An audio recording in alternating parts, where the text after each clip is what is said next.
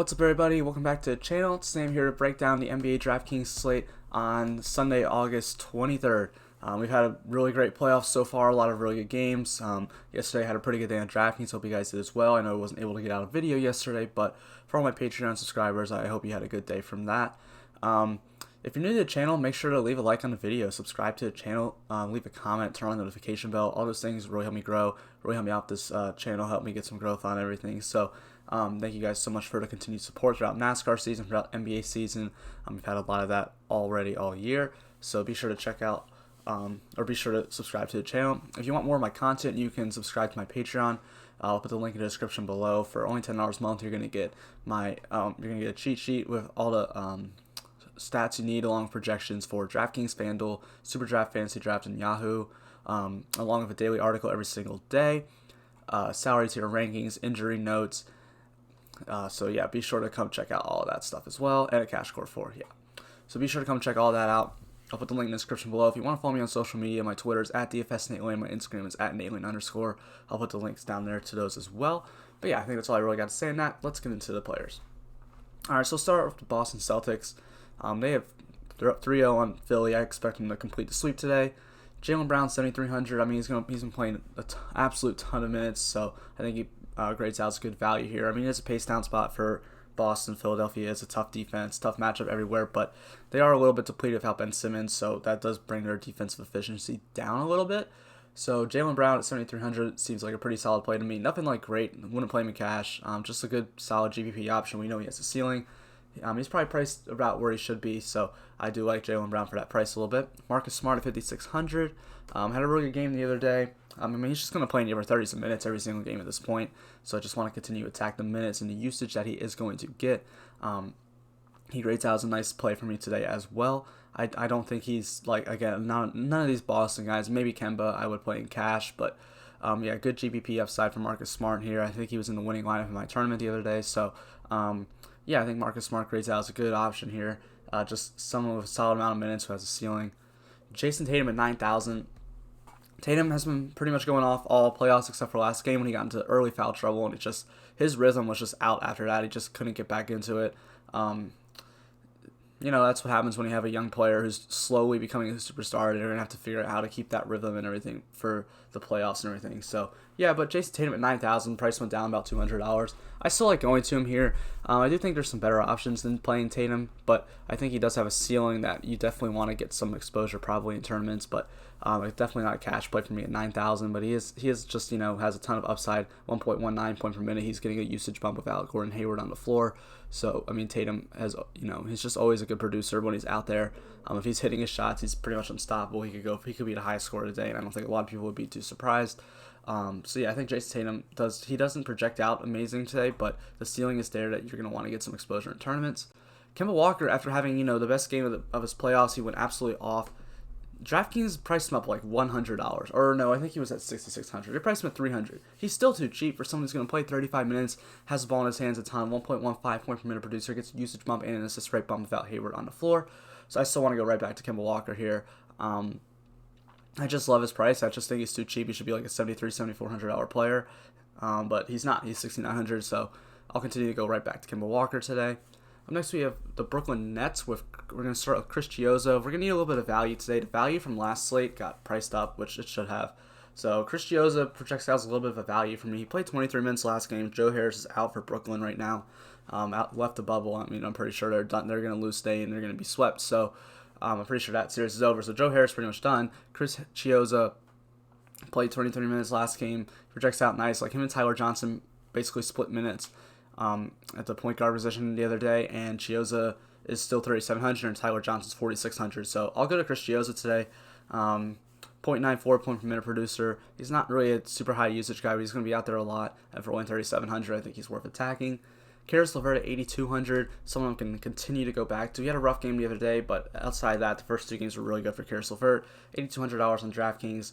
He's going to play in the upper 30s to maybe 40 minutes this game. 1.08 point per minute producer. He gets a massive usage bump without Spencer Dinwiddie and Kyrie Irving on the floor to a 38.8 usage percentage, of 35.6 assist rate. So yeah, Caris LeVert has doing everything for his team right now. And now no Joe Harris too is going to even pick up a little bit more usage. But I think more of that usage probably goes to Garrett Temple at 5,100, who absolutely burned us 2 days ago when I told you to play Garrett Temple. He was just bad, missing every shot, did not have a good game. But I still want to go back to him, $5,100. I mean, he's pretty much the number 2 option on offense outside like Jared Allen, but like who can actually create their own offense and shoot. That doesn't just get rebounds and putbacks. Garrett Temple is someone that is probably the number 2 option on offense at this point. So yeah, I want to attack that all day.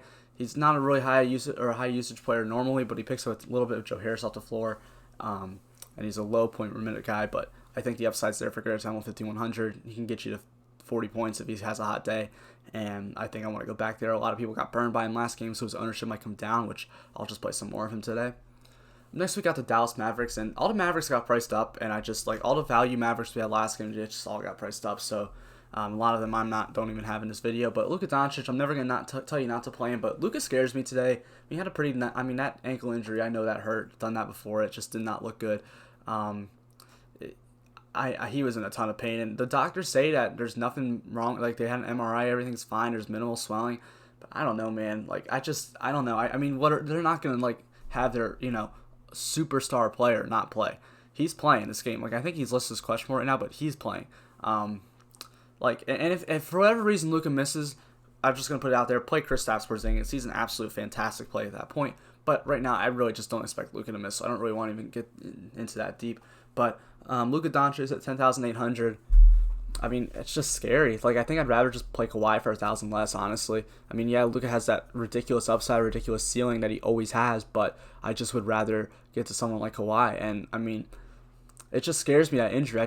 I know he's not 100% out there, and to pay for that much money for someone who may not be 100% and who hasn't necessarily had the best. I mean, no, he had a triple-double the other day. So I don't know.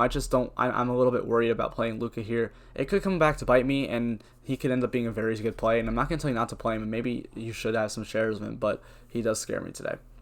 Maxi Kleber at 4,300. 34 minutes last game. This is one of the value plays that I've talked about getting priced up, but I still am okay with playing him. He ran around out there for 34 minutes and had like 11 points. He was garbage, but he's still a 0.8 point per minute guy. He's going to be out there a lot. I mean, after the first game, everyone was like, oh, maybe that was just a one-game thing for Maxi Kleber, but clearly it's not. Carlisle wants to run him out there for 30-plus minutes. He's done it all 3 games, so I expect that to continue. And then with Luka off the floor, I mean, yeah, Porzingis picks up a big usage rate, but just in case Luka misses, Kleber is going to pick up a little bit more of usage. So, yeah, he sucked, but I'll go back to him. Hopefully he can get you the 30-point game, which will be very valuable at that price.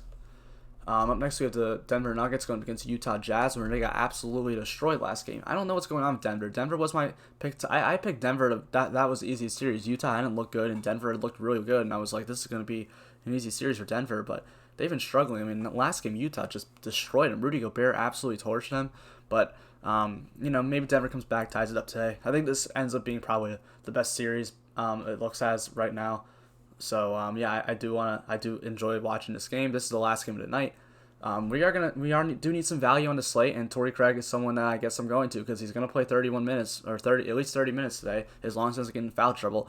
Mike Malone wants to run him out there a ton of minutes because of his defense. They need his defense on Donovan Mitchell, and I totally get it. He's a great defender, and he's gonna, he can stand out in the corner, hit some threes, maybe get some rebounds, and hopefully pay off for you. I wouldn't expect a huge game from him. I never do, because it's Tory Craig, but he is someone who is probably not getting a ton of ownership. I don't really think there's a lot of value getting a ton of ownership today. It's kind of a weird day. It's hard to fit in someone like Luka Doncic because there isn't a ton of value. But Tory Craig does offer us some, and if we're trying to get some cheap guys, I think Tory Craig is a solid option. Jeremy Grant at 4,300. I'm just going to continue to go back to playing. He's playing in the upper 30s of minutes right now.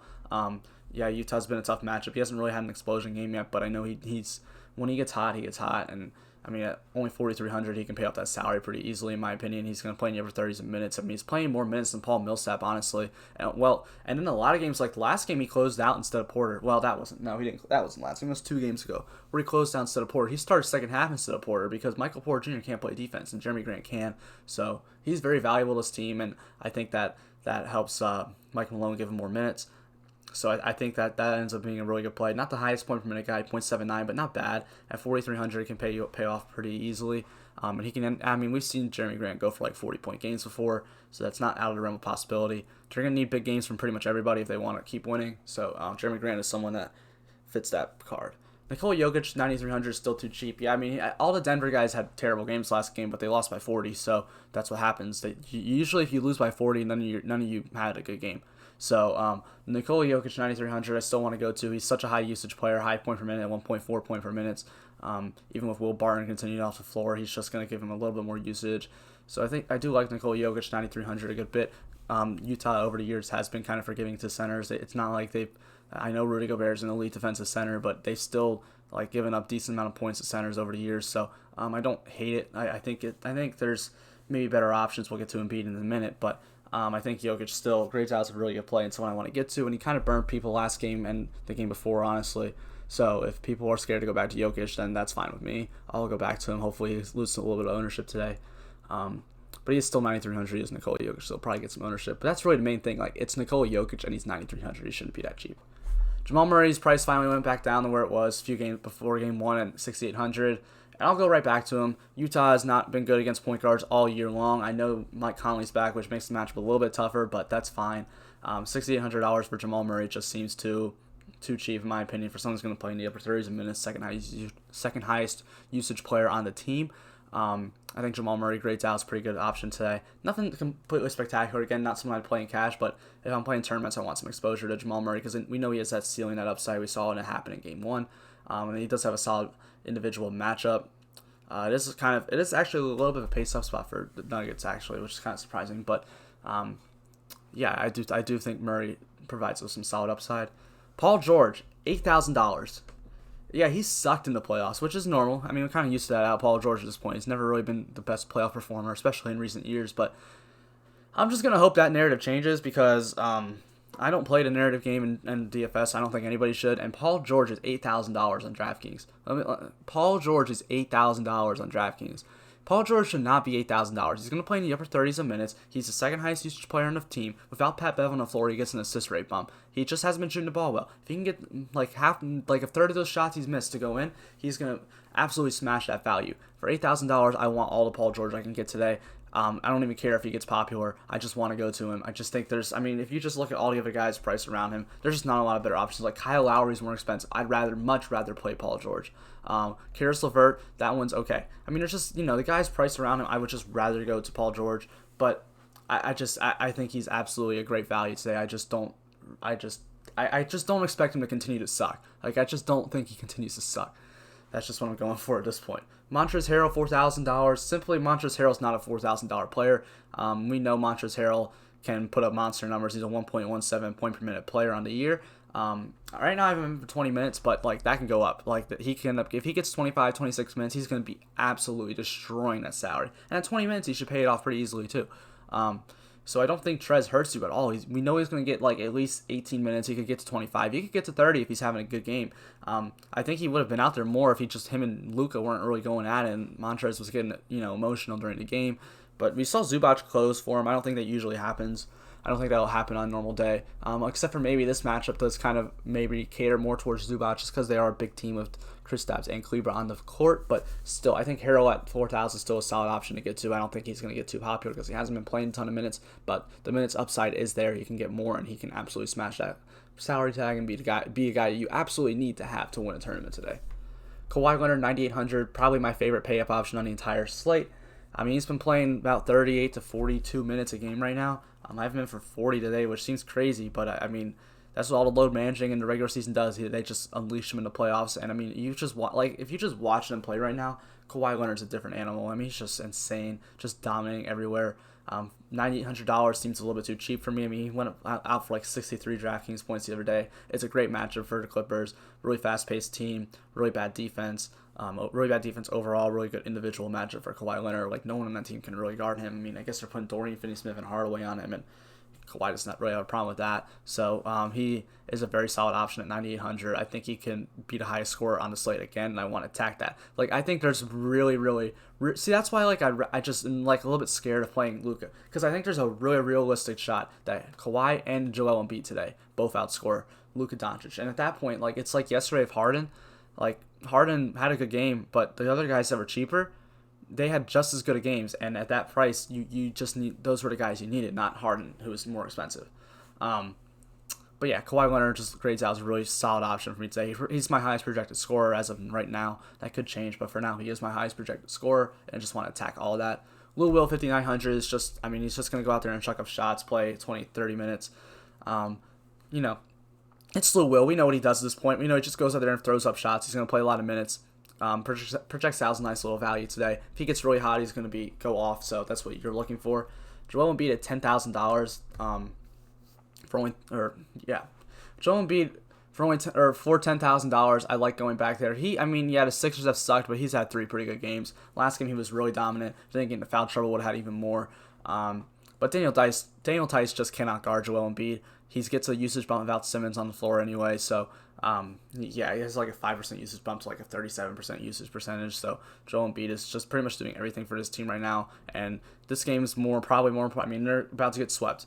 It could go one of two ways for Embiid. He could, go as hard as he ever has in his career, or he could just not. It's just be like giving up. And I wouldn't be that shocked to see that happen, to be honest. But I still like Embiid. We're just going to hope that he's ultra competitive and he's going to want to get this win. So he's just going to absolutely go out there and try to dominate, which he should be able to do against that team. It shouldn't, the rest of that team isn't good. Pies has been terrible. Al Horford's been terrible. Josh Richardson's all right, but, Joel Embiid should be someone to go to. Josh Richardson, 5,200. I want to get back to him today just because, he went up $400, but he's playing a ton of minutes right now. 37 to 42 minutes is the range I'd give Josh Richardson today. And he's been playing good. He's actually been a solid contributor for them, hitting threes. Just better than Tobias Harris and better than Al Horford. He's kind of been their second best player in the playoffs. And I think I just want to continue to go to that. I think the shot volume's there for Josh Richardson now where it hasn't been all year. Without Ben Simmons, he does get a usage bump, which is probably why we're seeing the shot. More shooting from Josh Richardson. But I do want to get to him today. I think he's a solid option. I stayed away from him last game because he got kind of popular, and that kind of hurt me a little bit. But I don't think he'll be too popular today because he is 5,200. I think there's other guys that people would want to play. So I think Josh Richardson does great as a solid option today. Serge Ibaka, 5,800, absolutely went off against Brooklyn last game. Finally been waiting for that. Been playing Serge Ibaka for 2 games. Or had been playing him. That was the 3rd game playing Serge Ibaka, and he just hadn't done anything. But yeah, 5,800, he's a 1.11 point per minute producer. We saw him only play 25 minutes the last game, I think, and he smashed. So he went off. He had 41, 42 points, something like that. And I just want to get back to it. We all know Brooklyn's terrible against centers. Gasol's been rough this series, so I think Ibaka's still to play. I would still get some exposure to Gasol in tournaments, but I think Ibaka is the better play still. He gets more minutes. He does come off the bench, but he just gets more minutes. I do like Ibaka a good bit. Kyle Lowry, 8,100. Lowry's expensive, but Brooklyn's just so bad against point guards, and Lowry's had such a high usage percentage. If Lowry starts getting popular, I think that might be willing to fade, because I think there are other guys, someone like Paul George, who are priced around him that can just outscore him, and then it's just Kyle Lowry's pretty much useless. So if he starts getting popular, maybe someone to stay away from him. But if he's lower owned, I think it's someone I want to get in tournaments. Pascal Siakam price rose 7,900, but I still want to get there. He's going to play in over 30s minutes, 1.18 point per minute producer, one of the highest usage percentage players on the team right now. He's starting to turn it on. He just had a rough start in the bubble and a rough few first games in the playoffs, but last game he finally went off. And I think that continues now. I think the momentum carries over into this game. Brooklyn's still a fantastic matchup, pace up spot for Toronto, not a good defense, great individual matchup for Siakam. Good rebounding percentage that he could get for him. So, yeah, I think Siakam looks like a very solid play today. And then Rudy Gobert, the last game I'm going to talk about for Utah, just went absolutely nuclear against the Denver Nuggets last night, or 2 days ago. So, just keep going back there. He's priced him at $400. He doesn't grade out as a super value. He's priced around where he should be, but, clearly Jokic has a problem giving up rebounds to him. So I think Rudy Gobert ends up looking like a pretty solid option today. Not someone I want to get a ton of, but definitely someone I want some exposure to. But yeah, I think that's really all I got on this video today. I hope you guys really enjoyed this. If you guys want more of my content, you can subscribe to my Patreon. I'll put the link in the description below. If you want to follow me on social media, put the link below. Make sure to leave a like, subscribe, turn on the notification bell. All those things really help me grow. Thank you guys so much for watching. Hope you guys have a great day watching basketball and make some money.